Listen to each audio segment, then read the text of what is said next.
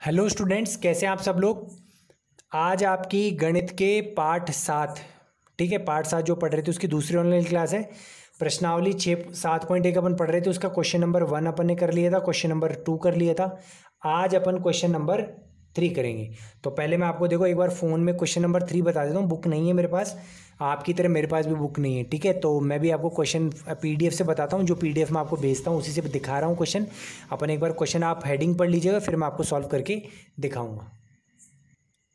तो बच्चों, हमारा सवाल नंबर 7.1 का तीसरा सवाल था।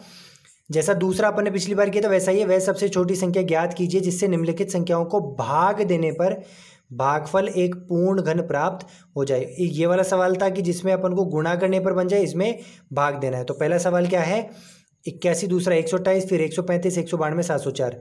तो पहला मैं 81 ले लूँगा और एक 704। आपको ये दो सवाल मैं करके बताता हूँ।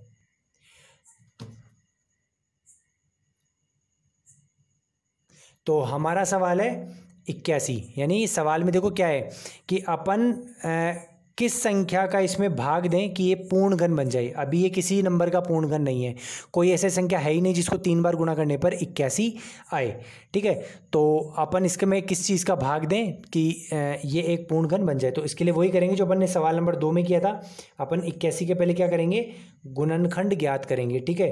तो ये आ जाएगा, लास्ट में 1 है तो 2 के पाड़े में तो आएगा नहीं, और 8 और 1 को जोड़ूँ तो 9 आता है, तो यानी 3 के पाड़े में आएगा। तो 3 दूनी 6, बचेगा 2, तो ये हो जाएगा 21, 3 सत्ते 21। फिर हमें पता है ये 3 नाम 27 होता है। फिर आता है 3 तिया 1। देखो मैं ऐसे लाइनें बीच में नहीं खींच पाता जल्दबाजी में, तो आप खींच लिया करो, कन्फ्यूज मत किया करो। तो ये आ जाएगा 3 तिया 9, फिर आएगा 3 एकम 3, ठीक है। अब मैं यहाँ पे 81 के गुणनखंड लिखूंगा सारे। 3 इंटू 3 इंटू 3 इंटू 3, ठीक है। अब मैं बनाऊंगा 3 के जोड़े। तो एक जोड़ा बन गया और एक 3 एक्स्ट्रा रह गया। तो इसी संख्या का मैं क्या करूंगा, भाग दूंगा। तो आप कभी भी भाग देने वाला सवाल आ जाएगी किससे भाग दे कि पूर्णघन बन जाए, तो आप गुणनखंड निकाल लो और 3 के जोड़े बना लो। और जो भी चीज़ जोड़े में नहीं बनती है उस संख्या का आपको क्या करना है, भाग देना है, ठीक है। तो अपन लिखेंगे, अतः हम 81 में 3 का भाग देंगे ताकि हमें क्या मिल जाए, एक पूर्ण घन संख्या मिल जाए।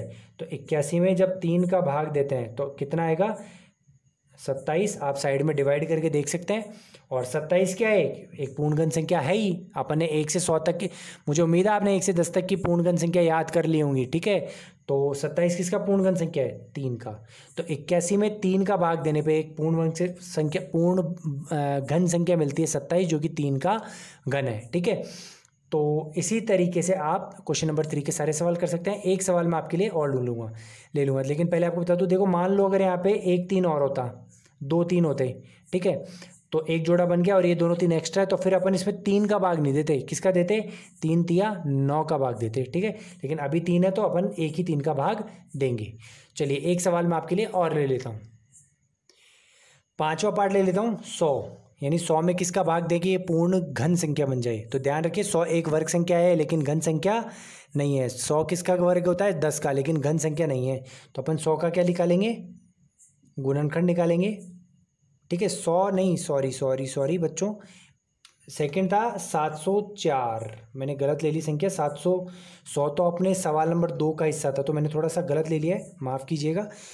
तीसरे का पाँचवा सवाल है 704। तो 704 एक पूर्ण घन संख्या नहीं है, तो किसमें किसका भाग दूंगे पूर्ण घन संख्या बन जाए।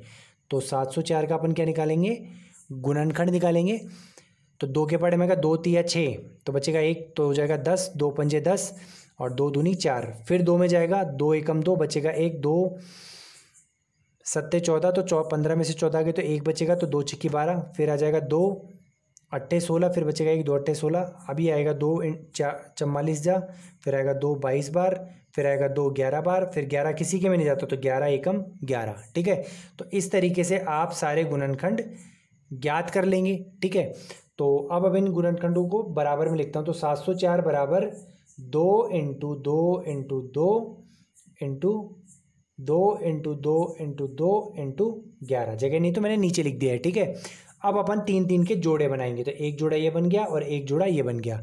अब क्योंकि ये पहले से पूर्णगण संख्या नहीं, तो एक एक्स्ट्रा रह गया कौन, 11। अब 11 जोड़े के रूप में नहीं है, तो इसलिए अपन क्या करेंगे, 11 से ही इसका क्या कर देंगे, भाग दे देंगे। तो अतः हम 704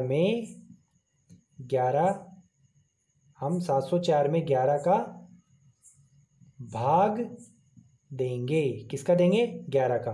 तो 704 में अपन डिवाइड बाई 11 कर दें तो हमारा उत्तर आएगा 64। आप साइड में डिवाइड कर सकते हैं 704, तो 11 छिक 66, बचेगा 4 तो हो जाएगा 44, तो 11 चौक 44, तो कट जाएगा, तो इसलिए 64 आ जाएगा।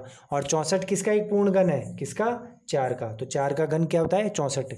1 से 10 तक अपन को याद ही है, ठीक है। तो इस तरीके से आप सवाल नंबर 3 कर सकते हैं। अब बात करते हैं अपन सवाल नंबर 4 की। तो ये है हमारा क्वेश्चन नंबर 4। परीक्षित प्लास्टिक्सिन का एक घनाभ बनाता है जिसकी भुजाएं हैं 5 सेंटीमीटर, 2 सेंटीमीटर, 5 सेंटीमीटर। एक घन बनाने के लिए उसे कितने घनाभों की आवश्यकता होगी, ठीक है। तो सवाल ध्यान से पढ़ लीजिएगा, मैं इसको हल करूँगा। तो एक घनाभ है, ठीक है। घनाभ कैसा होता है, ऐसे लंबे आकार का होता है, जिसमें एक होती है लंबाई, तो लंबाई कितनी है 5 सेंटीमीटर, चौड़ाई कितनी दी है 2 सेंटीमीटर, और ऊंचाई कितनी दी है 5 सेंटीमीटर, ठीक है। ये 3 चीज़ें दी हैं। तो ऐसे मैं कितने घनाभों को आपस में जोड़ूं कि एक घन बन जाए। घन क्या होता है, जो चौकोर चीज़ होती है ना, ऐसे कितने को जोड़ूं कि एक बहुत बड़ा क्या बन जाए, घन बन जाए, ठीक है। तो अपन इस सवाल को हल करने के लिए क्या करेंगे, पहले इस घनाभ का आयतन ज्ञात करेंगे।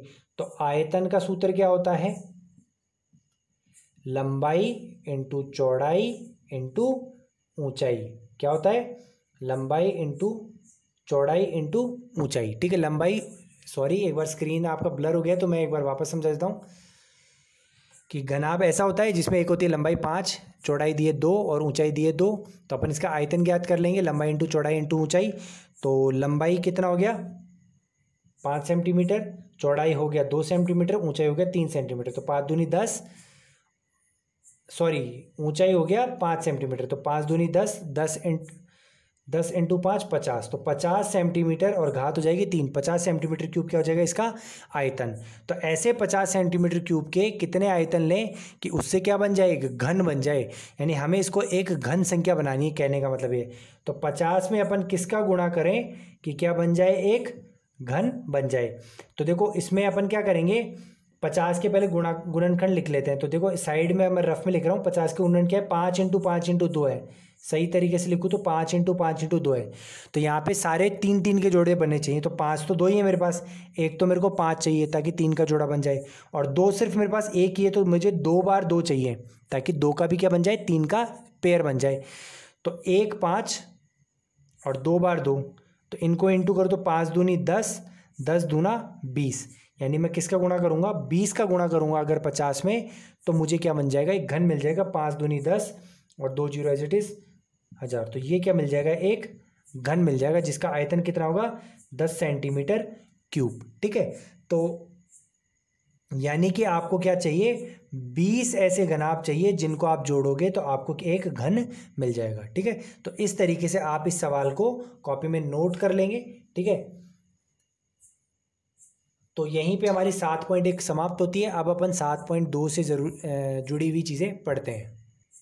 देखिए अब अपना घन समाप्त हो चुका है, अब अपन घनमूल निकालना सीखेंगे, ठीक है। तो देखो वर्गमूल क्या होता था आपको बताऊं, अगर ये रिवाइज कराऊं तो देखो ऐसे होता था। जैसे बात करें अपन 16, तो 16 का ये वर्गमूल का चिन्ह होता था। 16 का वर्गमूल क्या होता है, 4, 4 का वर्ग 16, 16 का वर्गमूल 4, ठीक है। ऐसे ही देखो घनमूल का चिन्ह होता है ये, वर्गमूल का ये चिन्ह होता है, और घनमूल का चिन्ह ऐसा ही होता है, बस ऊपर क्या आ जाता है, 3 आ जाता है। ये 3 क्या दर्शाता है कि हमें क्या करना है, घनमूल। और वर्गमूल है तो ऐसा आता है, ऊपर ऐसे 2 या कुछ भी नहीं आता, सिर्फ ऐसे बना हुआ और ऊपर कोई भी संख्या नहीं है, तो उसका मतलब आपको संख्या का वर्गमूल करना है। और ऐसा बना हुआ और उसके ऊपर 3 है, तो यानी आपको संख्या का घनमूल करना है। जैसे 64 है तो 64 के ऊपर ये बना हो तो आपको क्या करना है, इसका घनमूल करना है, ठीक है। तो घनमूल का ये चिन्ह होता है, और घनमूल गुणनखंड विधि द्वारा निकाला जाता है। ठीक है, तो गुणनखंड विधि द्वारा घनमूल कैसे निकालते हैं वो अपन सीखते हैं। देखो अपने वर्गमूल में 3 विधियां पढ़ी थी वर्गमूल निकालने की, एक तो गुणनखंड, एक बार बार घटाने की विधि और एक भागफल विधि। तो यहाँ पे आपके लिए खुशी की बात यह है कि यहाँ पे कोई भागफल विधि, कोई बार बार घटाने की विधि नहीं है, सिर्फ एक गुणनखंड विधि है, इसलिए हमारे पार्ट काफ़ी छोटा है। तो गुणनखंड विधि से अपन 64 का घनमूल, ये घनमूल का चिन्ह हो गया, कैसे ज्ञात करेंगे मैं आपको एक बार करके बताता हूँ। यही हमारा 7.2 का पहले सवाल का पहला पार्ट है। तो गुणनखंड विधि से क्या ज्ञात करना, घनमूल ज्ञात करना। तो 64, देखो पहले तो हमको पता ही है 64 का घनमूल क्या होगा, तो ऐसी कौन सी संख्या है जिसका घन करने पर 64 मिले, तो वो होता है 4। तो 64 का घनमूल क्या हो गया 4, लेकिन वो ज्ञात कैसे करेंगे, तो उसके लिए आप 64 के पहले क्या निकालेंगे, गुणनखंड। 2 3 2 तिया 2 दूनी 4 और करें तो 2 एकम 2 बचेगा 1, तो 2 छिक्की 12, 2 अट्ठे 16, अपन करें 2 चौके 8, 2 दूनी 4 और 2 एकम 2। ठीक है, तो 64 के हमारे गुणनखंड क्या हो गए, 2 into 2 into 2 into 2 into 2 into 2, 1 2 3 4 5 6 बार हो गए। तो ये एक 2 का जोड़ा बन गया और ये भी एक 2 का जोड़ा बन गया। तो 64 का घनमूल, ये घनमूल का चिन्ह हो गया, ऐसे बना देंगे, उसके ऊपर 3 लिख देंगे। तो इस जोड़े में से 1 2 आ जाएगा, इस जोड़े में से भी 1 2 काम में आ जाएगा, तो 2 दूनी 4 हमें। तो ऐसे आप गुणनखंड विधि से 64 का घनमूल 4 प्राप्त कर सकते हो। ठीक है, तो प्रश्नावली 7.1 का पहला सवाल यही है, गुणनखंड विधि से आपको क्या करना है, घनमूल ज्ञात करना है। 7.2 का पहला सवाल, 7.2 का पहला सवाल, तो उसका पहला सवाल था ये आपका 64 का घनमूल ज्ञात करिए। अब मैं उनमें से कुछ और सवाल आपके लिए ले लेता हूँ। तो देखिए बच्चों, यही हमारा 7.2 है, इसमें अभाज्य गुणनखंड विधि द्वारा निम्नलिखित में से प्रत्येक संख्या का घनमूल ज्ञात कीजिए। 64 का मैं आपके लिए कर चुका हूं। अब देखो मैं एक संख्या का आपके लिए और बता दूंगा, जैसे मान लो मैं 4665 नहीं, चलो एक बढ़िया सा ले लेते हैं, 27,000 का घनमूल ज्ञात करके बताओ अभाज्य गुणनखंड विधि। तो ये सवाल मैं आपके लिए और कर देता हूँ, फिर बाकी सारे सवाल भी आप इसी तरीके से करेंगे। तो ये मैंने आपके लिए सवाल ले लिया है, प्रश्न नंबर 1 का चौथा पार्ट 27,000। आप अभाज्य गुणनखंड विधि से इसका घनमूल ज्ञात कीजिए। ठीक है, यानी ऐसी कौन सी संख्या उसको 3 बार गुणा करने पर 27,000 मिलता हो। तो अपन वही करेंगे, सबसे पहले 27,000 के क्या निकालेंगे, गुणनखंड निकालेंगे। ठीक है, लास्ट देखो वैसे तो 27 3 के बारे में आता 3 नाम 27, लेकिन सबसे पहले अपन 2 से करते हैं, फिर 2 के खत्म हो जाए तो 5 से करते हैं, ये गुणनखंड निकालते हैं। सॉरी, 2 के खत्म हो जाए तो 3 से करते हैं, फिर 3 से नहीं लगे तो फिर 5 से, फिर 7 से, फिर 11 से, फिर ऐसे करते हैं। तो सबसे पहले अभी 2 के पाड़े में जा रहा है, तो कोई भी बच्चा उसको 3 से नहीं देगा। 2 एकम 2, 7 जाता नहीं, तो 2 तिया 6 बचेगा 1, तो 2 पंजे 10, 0 0 एज इट इज। अब एक और ले, तो 1 जाता नहीं है, 13 ले लेंगे एक साथ, 2 छिक्की 12 बचेगा 1, तो 15 हो जाएगा, 2 सत्ते 14, फिर 1 बचेगा तो ये 10 हो जाएगा, 2 पंजे 10, 0 का 0। फिर अपन 2 से देंगे तो यह जाएगा 2 तिया 6 बचेगा, कुछ भी नहीं बचेगा, तो 2 तिया 6 वापस जाएगा, फिर हो जाएगा 15, 2 सत्ते 14, फिर 2 पंजे 10, क्योंकि यहाँ पे भी एक शेषफल बचेगा। अब देखो यहाँ पे लास्ट में 5 होगी, तो 2 के पाड़े में अब ये नहीं जाएगा। अब ये किस में जाएगा, 3 में। देखो चेक करो 3 में जाएगा नहीं जाएगा, तो 3 में आखिरी संख्या नहीं देखते, सभी संख्याओं को जोड़ देते हैं। 7 और 5 12, 12 और 3 15 और 3 18, यानी कि इसका योग 18 और 18 3 के फाड़े में आता, तो ये नंबर 3 से विभाजित होगा।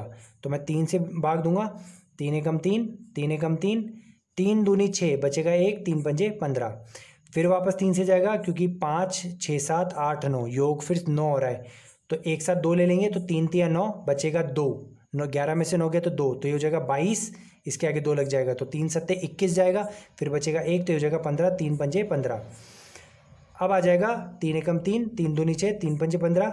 अब 125 हो गया, तो 125 की संख्या जोड़ो, 5 + 2 7 और 1 8, 3 के पाड़े में नहीं जाएगा, तो अब ये 5 में जाएगा, 5 दूनी 10 बचेगा 2, 5 पंजे 25, और ये जाएगा फिर 5 पंजे 25, और ये हो जाएगा 5 एकम 5, तो 1 हो गया हमारा। तो इस तरीके से अपन ने सारे गुणनखंड ज्ञात कर लिए। अब मैं 2700 के बराबर, सॉरी 27,000 के बराबर इसके गुणनखंड लिख देता हूँ। 2 into 2 into 2 into 3 into 3 into 3 into 5 into 5 into 5। ठीक है, तो ये सारे गुणनखंड है। एक लाइन में नहीं रहे तो मैंने 2 लाइन में लिख दिए। अब अपन 3 3 के जोड़े बना देते हैं। एक जोड़ा ये हो गया, एक जोड़ा ये हो गया और एक जोड़ा ये हो गया। तो ये एक पूर्ण घन संख्या है, इसलिए इसके 3 3 जोड़े बन गए। तो 2700 का अगर अपन घन मूल करेंगे, क्या करेंगे, घन मूल, तो कितना आ जाएगा, एक जोड़ा ले लो 2 का, एक ले लो 3 का और एक ले लो 5 का। तो 2 तिया 6, 6 पंजे 30, यानी 30 को 3 बार गुणा करेंगे तो आपको 27,000 मिल जाएगा। ठीक है, तो इस तरीके से आप गुणनखंड निकाल के 3 3 के जोड़े बनाकर सारे सवाल कर लेंगे। इस सवाल के 7.2 के पहले सवाल के सभी सवालों में गुणनखंड के जब जोड़े निकलेंगे तो सारे 3 3 के जोड़े बनेंगे, कोई भी ऐसी संख्या बचेगी नहीं जो जोड़े में ना बने। अगर आपका ऐसा आ रहा है और 3 3 के जोड़े पूरे नहीं बन पा रहे तो मान लीजिएगा आपने गुणनखंड निकालने में कहीं ना कहीं गलती की है। तो गुणनखंड बड़े ध्यान से निकालें, ध्यान रखें बीच में कभी भी अगर 2 संख्या का अगर अपन एक साथ अगर भाग देते हैं तो बीच में 0 लगाना पड़ता है। तो अच्छे से सारे गुणनखंड पहले 2 से दें, फिर 2 के खत्म हो जाए तो 3 से भाग दें, फिर 3 के खत्म हो जाए तो 5 से दें, 5 के हो जाए तो 7 से, 7 के हो जाए तो 11 से।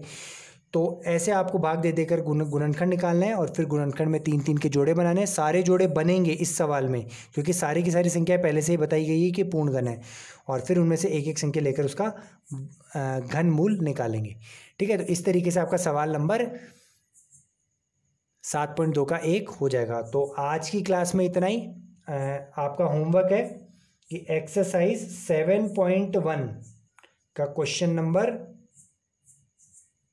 3, क्वेश्चन नंबर 4, एक्सरसाइज 7.2 का क्वेश्चन नंबर 1, ये सारे सवाल आपको कॉपी में करने हैं। और 7.2 के बचे हुए सवाल आपको हम अगली क्लास में समझाऊंगा। आज के लिए इतना ही। वीडियो को लाइक कीजिए, कमेंट कीजिए, शेयर कीजिए, पढ़ते रहिए। कोई भी डाउट हो तो हमें बताइए। Thank you, have a nice day.